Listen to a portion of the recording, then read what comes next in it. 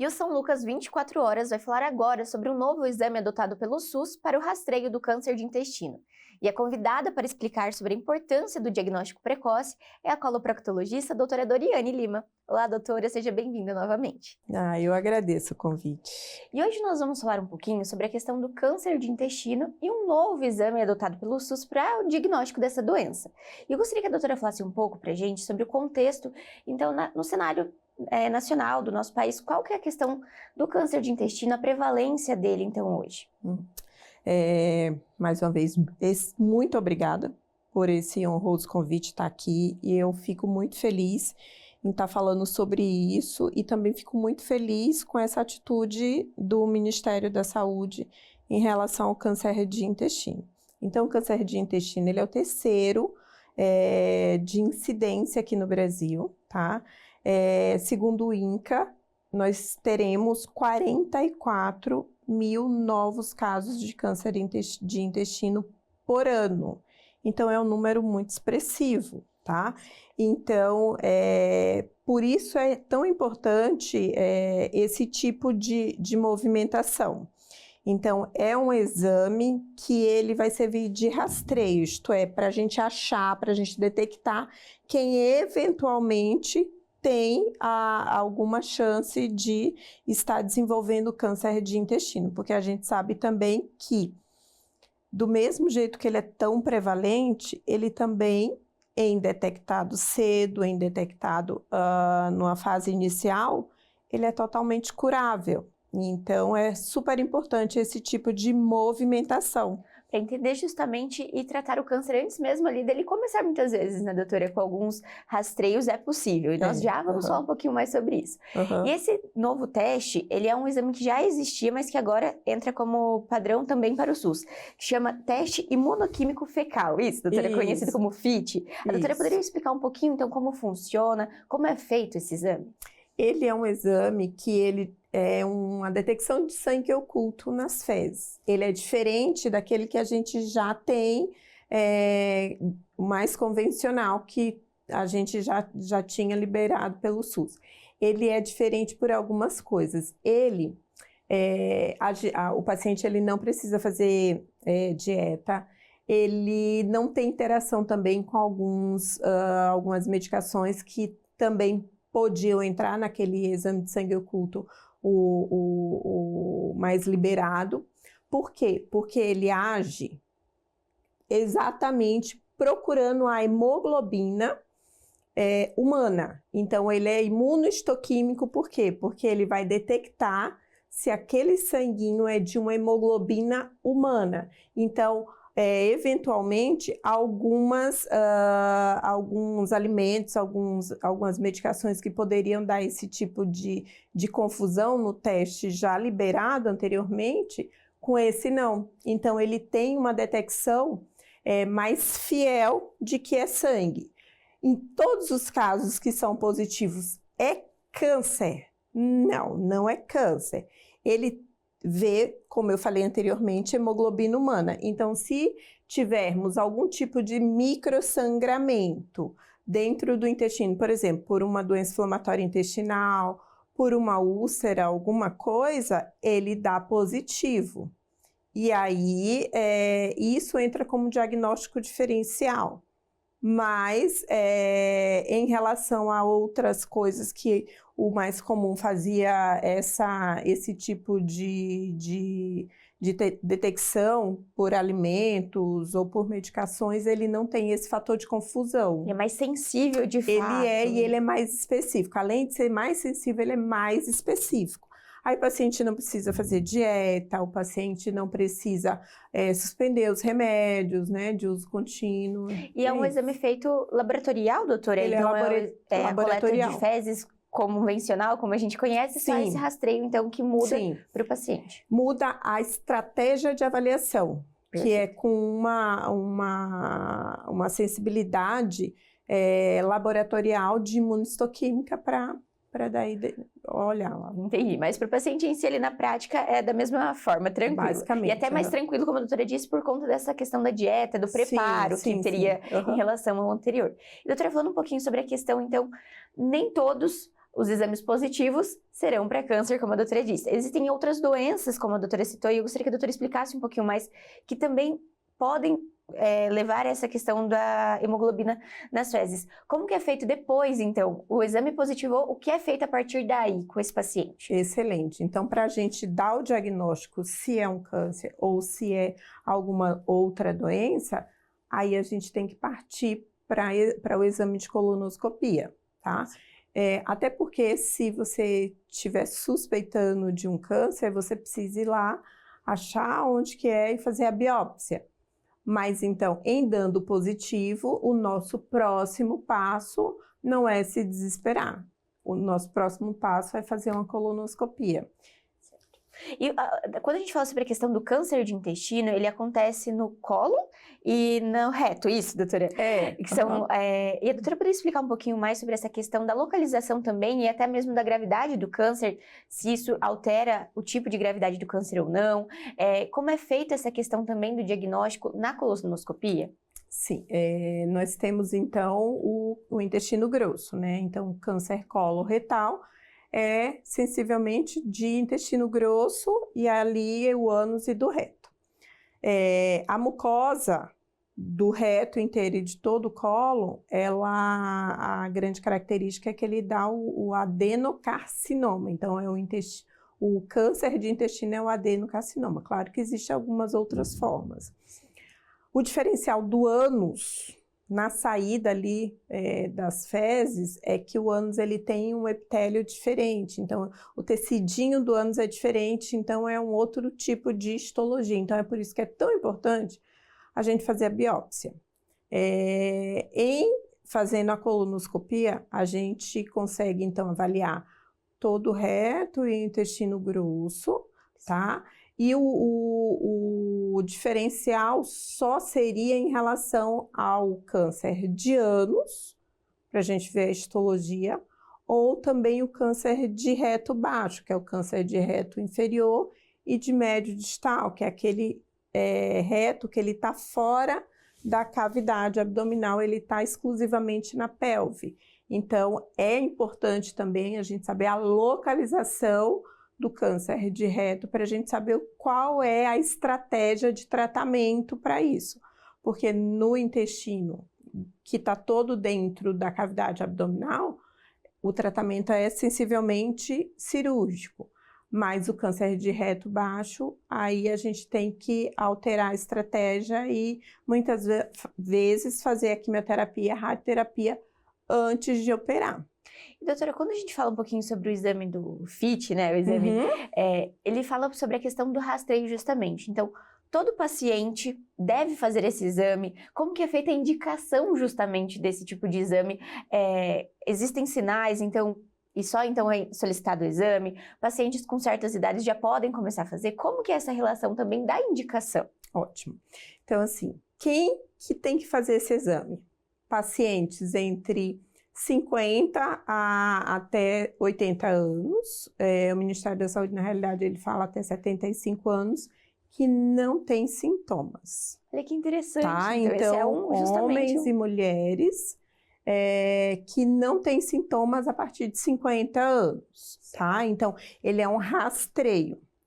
Pacientes que têm sintomas, como sangramento, como alteração do hábito intestinal, ou seja para diarreia, para intestino muito preso, pacientes que já têm muita perda de peso, já têm sinais de alerta para câncer, esses pacientes, eles não têm indicação de fazer esse exame.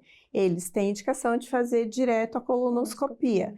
Então, a indicação dele é sobretudo nos pacientes assintomáticos. E tem a relação também a questão de pacientes com histórico familiar, doutora, que é também importante fazer esse tipo de exame, então que já teve alguma pessoa na família que teve esse tipo de câncer, como que funciona também? Sim, o câncer de intestino, na grande maioria das vezes, ele é um câncer genético. Então, se alguém da família teve o câncer de intestino, o rastreio, então a investigação é aos 40 anos. Então, primos, pais, tios, enfim, esse tipo de parentesco é importante ser avaliado porque ele, sobretudo, tem a origem genética. Então, os pacientes eles têm que ser avaliados 10 anos antes da população geral. E já começa também com esse exame, também. Ele já faz a partir desse tipo de exame também. Sim, a gente já pode começar. E, doutora, como que é feita no caso da colonoscopia? A doutora disse até para remoção ali. Foi feito o primeiro exame, fez ali, teve essa detecção, partiu para colonoscopia, perdão. É feita a retirada já dos pólipos, que são chamados. O que seriam esses pólipos também, para a gente entender e esclarecer para a população, desses sinais iniciais do câncer? Essas daí são consideradas como lesões pré-malignas. Certo. Então, são pequenas ilhas de inflamação, de alteração, ali na parede intestinal. Elas cada subtipo, ele tem uma gravidade maior. Então, existem os mais benignos, que eles, ao crescer, eles demoram a malignizar, ou eles têm um potencial pequeno de malignização. E existem outros que têm a alteração genética, que ele tem uma chance maior de malignizar. Certo. Por isso que é tão importante fazer a colonoscopia, porque a colonoscopia é ela que faz o seguinte, é ela que vai gerar a informação e a gente pode retirar esses pólipos. Certo. Em retirando, eles são mandados para análise e, em sendo benigno, é só fazer o rastreio, isto é, o acompanhamento desse paciente, a depender do tipo de histologia. E no caso de pacientes cirúrgicos, como a doutora disse anteriormente, como é feito? Então, é feita a retirada de parte desse intestino? Como que é, doutora? Porque acredito que é uma dúvida também muito comum do que é que vai acontecer, até mesmo no pós-operatório, como vai ser a qualidade de vida desse paciente depois do câncer. Que quando a gente fala sobre câncer, ele tem uma questão emocional muito forte também. Muito forte. Esse medo, ainda mais no câncer de intestino, que é tão prevalente. Sim. Então, poderia falar um pouquinho sobre como é feito esse tratamento também do paciente? A retirada é chamada de retirada oncológica. Então, não se tira só aquela parte acometida. Existe aquela alteração de vascularização, isto é, do fluxo de sangue de ida e de volta, e dos linfáticos que estão em cada setor do nosso intestino, que podem, se a gente não retirar em toda essa peça, eles podem ficar uma ou outra célula maligna ali naquele sítio. Então, é importante fazer a ressecção oncológica completa, dita completa, que é da raizinha ali, das artérias, a vascularização também em relação à veia e também os linfonodos, né, os linfáticos, os vasos linfáticos que ficam ajudando a limpar tudo ali. Então, é bem importante que tire tudo isso. Então, não é só aquele segmento. Tem uma que margem também. O câncer realmente tem que tirar com uma margem e tem que tirar com toda essa vascularização para a gente ficar limpo disso aí. Certo. Aí tudo isso é avaliado a nível de biópsia, né, fazendo o estudo histopatológico, e aí a depender do tipo de câncer é indicado um tipo de tratamento. Claro que naqueles casos iniciais só a ressecção já é curativa. Certo. E existem casos outros que precisam ainda que seja realizada a quimioterapia. Qual que é a grande vantagem da quimioterapia hoje para o câncer de intestino? Como ele é muito estudado, existem os subtipos de câncer intestinal. Então, hoje em dia a gente tem um painel de tratamento oncológico para cada tipo histológico de câncer de intestino. Muito semelhante também ao da mama. Bacana. Então, por isso que é tão importante a gente ir atrás do tratamento, de fato. Então, existem esses tratamentos bem detalhados e específicos para os pacientes. E a doutora poderia falar um pouquinho também depois, doutora, o paciente que uma vez teve câncer de intestino, ele pode ter novamente? Como que é essa relação de acompanhamento, de fato, então, depois desse pós-operatório e pós-tratamento? Ele é feito uma avaliação. No primeiro ano, o paciente é avaliado a cada 3 meses, no segundo ano a cada 6 meses e depois é anual até 5 anos. Depois de 5 anos, ele volta para a população, para o rastreio da população normal. Certo. Então, os primeiros 5 anos são super importantes, sim, principalmente para aqueles que têm um estágio um pouquinho mais avançado, que uma ou outra célula eventualmente possa ter ficado ali no organismo do paciente. E, doutora, nós falamos em algumas edições anteriores do São Lucas 24 Horas sobre a questão das doenças inflamatórias intestinais. E eu gostaria que a doutora falasse um pouquinho sobre isso, se elas têm relação também com o câncer, se elas podem evoluir para o câncer ou são coisas distintas. Elas podem sim. Então, assim, são doenças que inflamam a parede do intestino. E aí a gente sabe que esse tipo de inflamação crônica faz com que o nosso organismo, ele reaja de formas diferentes. Então, já está provado que pacientes com doença inflamatória intestinal, que não tem cicatrização ali da parede do intestino, na mucosa, essa agressão crônica ao longo dos anos, ela tem uma chance maior de virar câncer. Então, esses pacientes, vale ressaltar, não são aqueles pacientes que entraram em recidiva, mas sim aqueles pacientes que têm inflamação crônica, que a mucosa não está cicatrizada. Essa inflamação crônica pode aumentar, sim, em 3 vezes a chance de desenvolvimento do câncer de intestino. Por isso que é tão importante esse grupo procurar um bom tratamento. E acompanhamento de fato, né, doutora, ao longo da própria doença, para entender quando é que tem alguma alteração. Sim. E falando sobre o acompanhamento, o câncer de intestino, a doutora já trouxe em outra entrevista essa informação, que é um câncer que ele demora a se desenvolver. Como que funciona também sobre essa questão, doutora, desse desenvolvimento de fato da doença? Ele demora, na grande maioria das vezes, um período de tempo para desenvolvimento da primeira célulazinha até o pólipo invasor, uma média de 6 a 10 anos. Então, por isso que também é de suma importância que a gente faça a prevenção, né, o rastreio, o acompanhamento. Então, o câncer de intestino demora ainda do iniciozinho até o final. Claro que existem ainda, Gabi, alguns cânceres que são realmente mais agressivos, mas felizmente não é a nossa grande população, que eles são chamados de câncer de novo.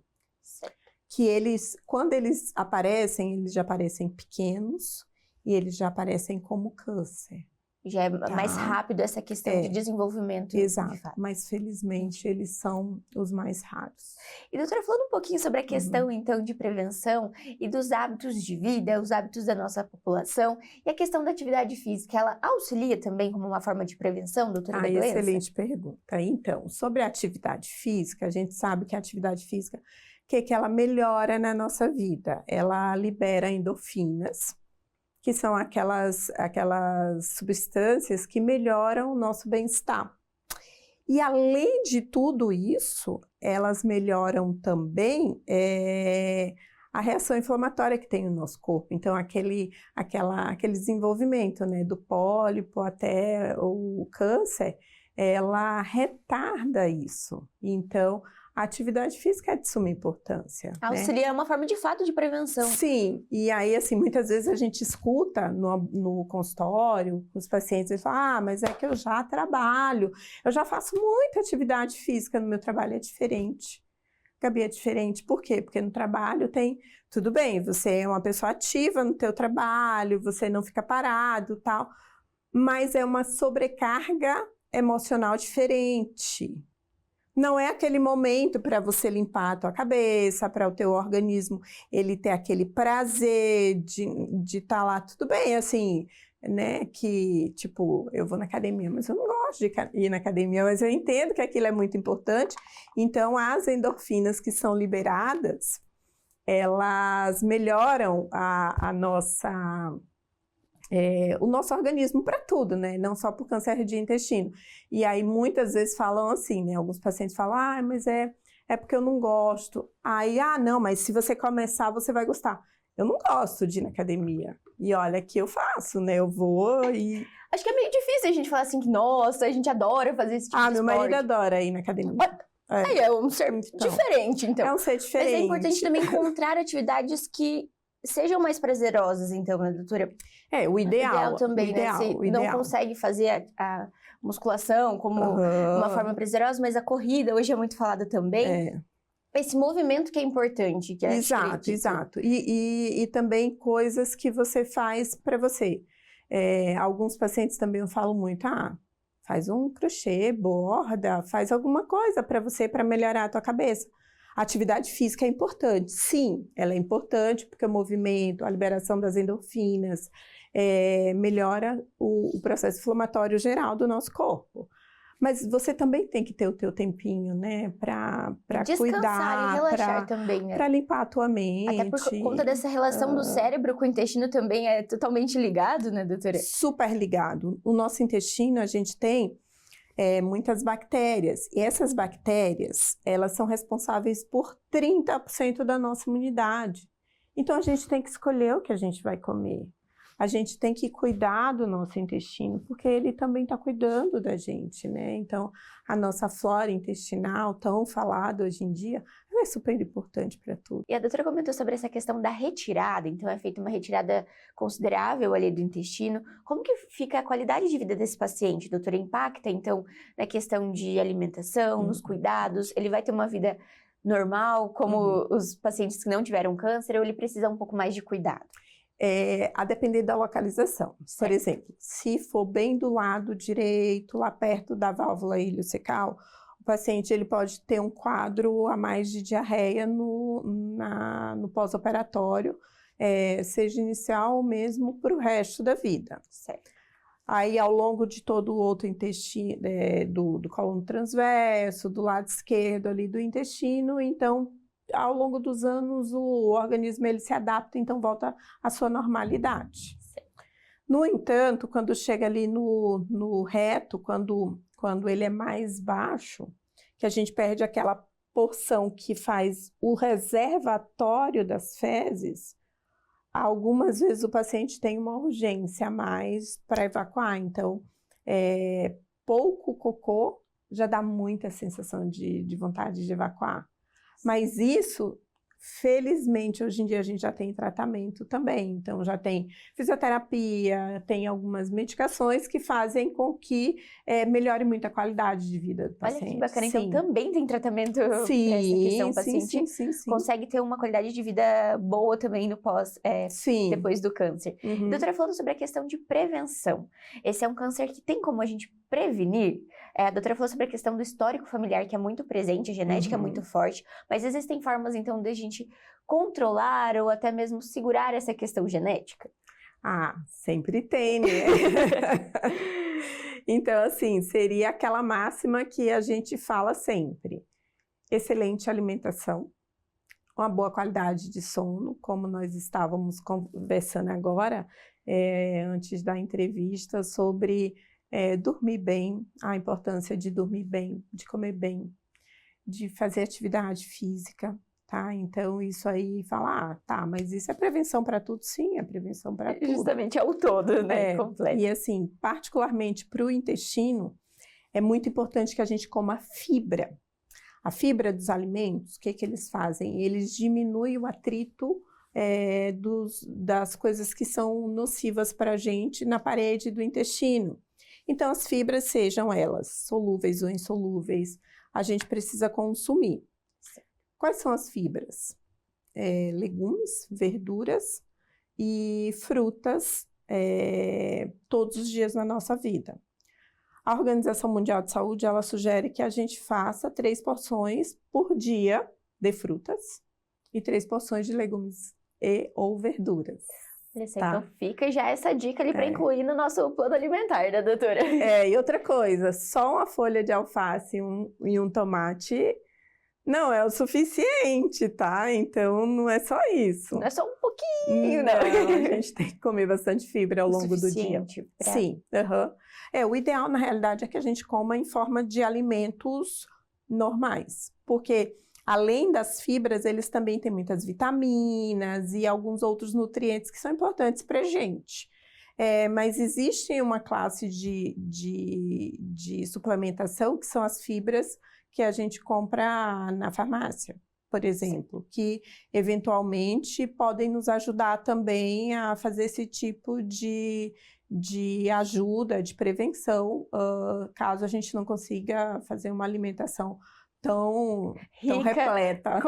Como era o indicado, né, doutora? Exato. Mas, doutora, eu gostaria de agradecer a participação mais uma vez no São Lucas 24 Horas. Foi é ótimo. Sempre muito importante falar sobre essas temáticas, ainda mais como a doutora disse que é um tipo de câncer que, quando diagnosticado precocemente, ele tem cura, tem tratamento, então é sempre muito importante levar essa informação à população, e eu agradeço a sua participação. Eu que agradeço, foi ótimo. E o São Lucas 24 Horas de hoje chega ao fim, mas você pode continuar acompanhando todas as novidades pelas nossas redes sociais no @FH São Lucas Cascavel. E na próxima edição seguimos trazendo temas relevantes para a sua saúde. Até o próximo!